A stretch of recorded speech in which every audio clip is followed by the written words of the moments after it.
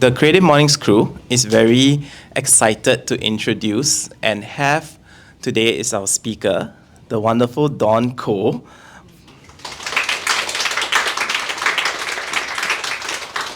So Dawn, who is a artist based in Singapore, is a self-taught paper artist. For over a decade, Dawn has worked with luxury houses, including Louis Vuitton, Chanel, and Patek Philippe, creating bespoke paper art creations for private events as creative director or founder of her art studio and team, Actory.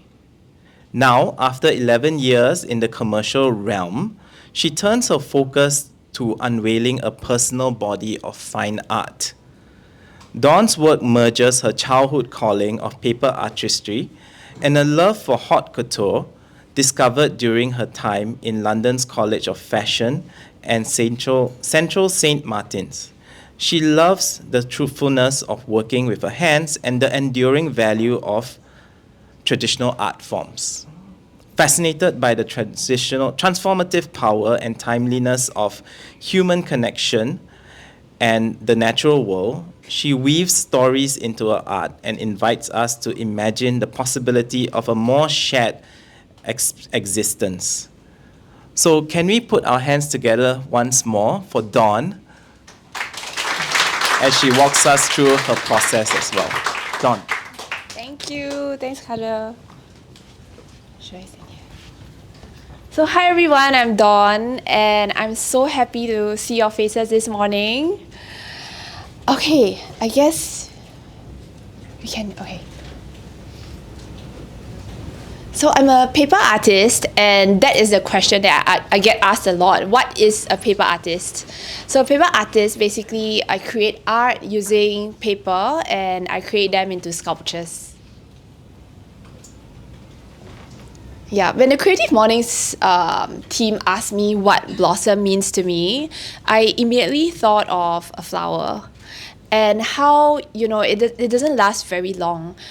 And for that flower to even appear, it first was a seed that was planted. It grew roots, stems, branches, and it is really a very long process. So to me, blossom is fleeting grace. It's that moment when you finally arrive at breakthrough after several rounds of breaking down and almost giving up. And when you arrive, you feel a calm and contentment that cannot be explained. And I thought it was so apt that, they asked me for the theme Blossom because my career literally started with a single paper rose. So, yeah. So when I look back at the past 11 years as a paper artist, I think these were the four, very key milestones. When I first started Actory, which was my art studio and my team, and then I went on to do more personal artworks under my name, Dawn. And then I put motherhood in there because it was such a pivotal moment for me. It really questioned, everything that I do and how I want to show up for my children. With that, so much changed for me. I relooked my businesses, how I want to present myself to the world, and I made a lot of changes. And just recently, last year, I started the art initiative Wings of Childhood. So Wings of Childhood is an art initiative where I hope to help women to inner heal through art.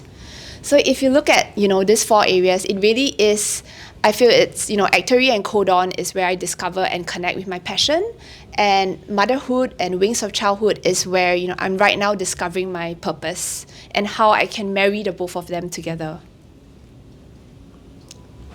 So just to show you all a little bit, today I'll talk more on the purpose part rather than the passion.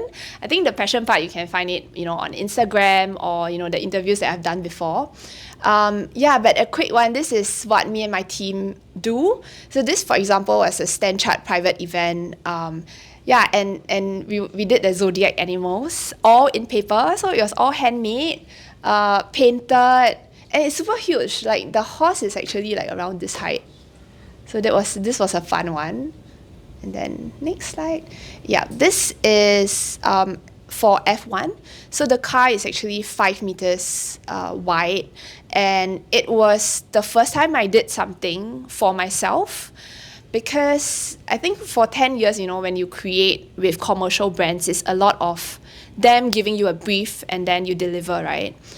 For this was a bit different. It was just, just do whatever you want and then put it on a car. So that was quite interesting and challenging for me.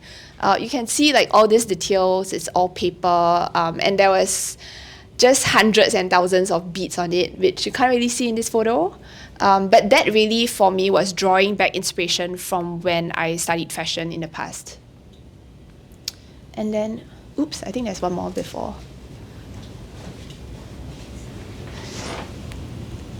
Yes. Yeah, so motherhood. I have 2 boys, 5 and 7, Jude and Josh. This was, I think, when they were 1 and 3. Yeah, I started bringing them to my works during setup, installations, or during events where I was invited to. I think during this part of my life was when I realized that compartmentalizing things didn't quite work for me, and I wanted to integrate my life.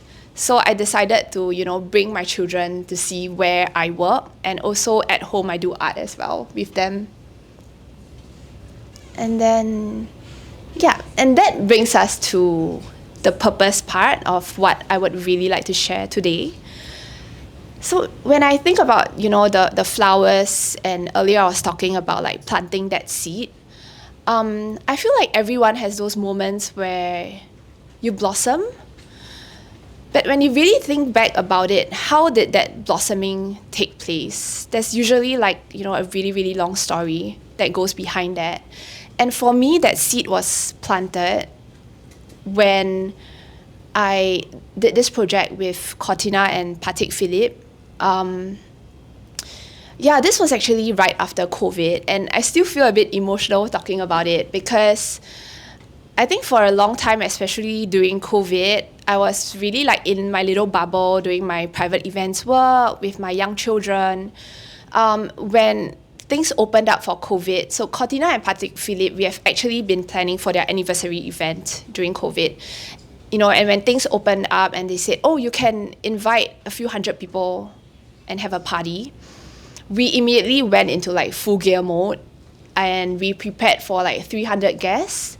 We made like 300 paper sculptures and a huge art installation. This is all like, I think there were like 30,000 paper leaves that we individually like wired and stuck on. I had like 100 over part-timers come into my art studio. And during that time, I got to know them and talk to them, and I realized a lot of them were artists themselves, but they couldn't sustain through COVID, so they became like, they took on administrative roles or any part-time job that they could find. And I think it was really like a reality check for me. I was doing private events, right? So COVID kind of worked out for my career because we had more gigs for private events. And, I really felt like I wanted to do something about it. I don't know what. But that brings me to my next milestone. So I decided to do something fun with and for the creatives. I got my team, we dressed up, and we got like other creatives to come together into my art studio. We did like painting, painting your emotions, and just like any sort of activity we could think of that was fun. We really dressed up, like we made, like I made this out of paper actually, like a headdress, we went all out. And just get to know each other. And then the next year, we had another one. And in between, we just did a lot of little sessions in my art studio where we'll gather like like-minded creatives. We're like, hey, I think you guys will click. Do you want to come over and hang out? Maybe we can talk a bit about work or, any questions you might have. And these little sessions really, it made me want to do more. So last year in August, I went to India. I wanted to, discover more about my purpose. And I did. So I went for this course. It was for 5 days. It really dug up like a lot of emotions and a lot of old stories that I had for myself, and brought me back to where I am right now and how I can use my talents and my skills to serve others.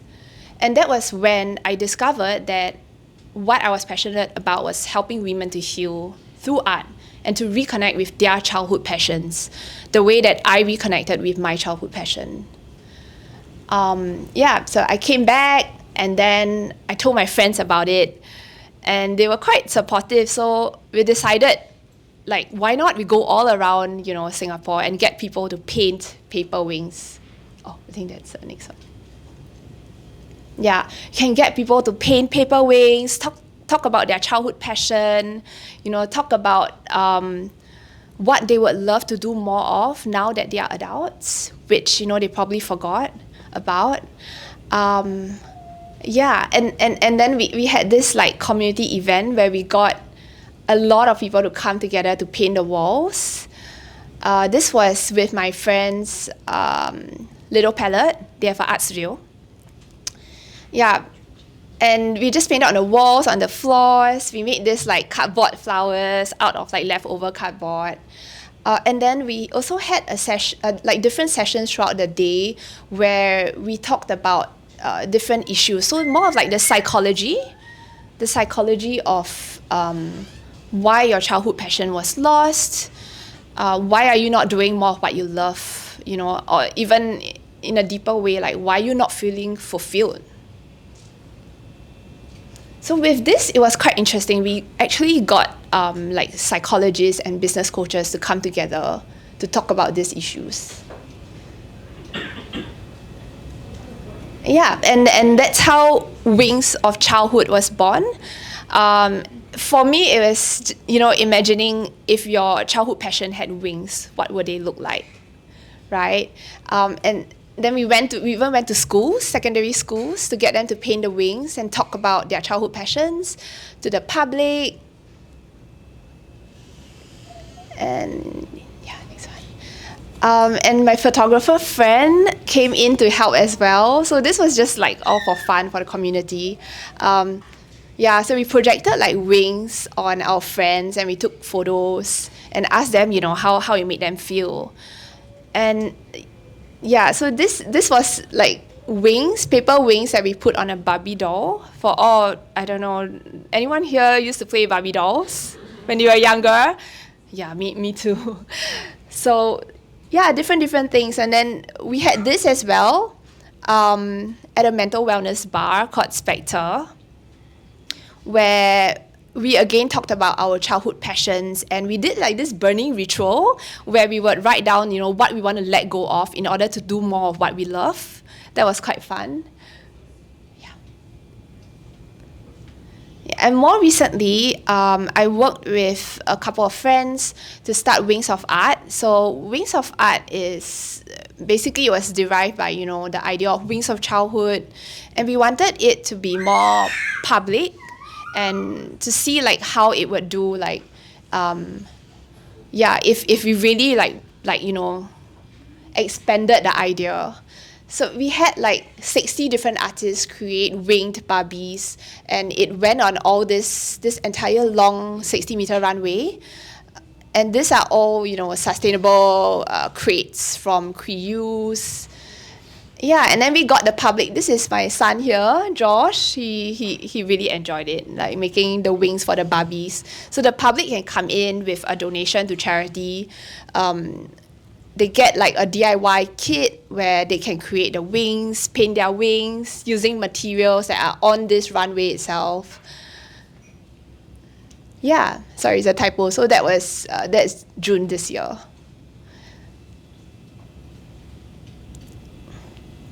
Yeah, that's the end of my presentation. Thank you so much for listening. Thank you.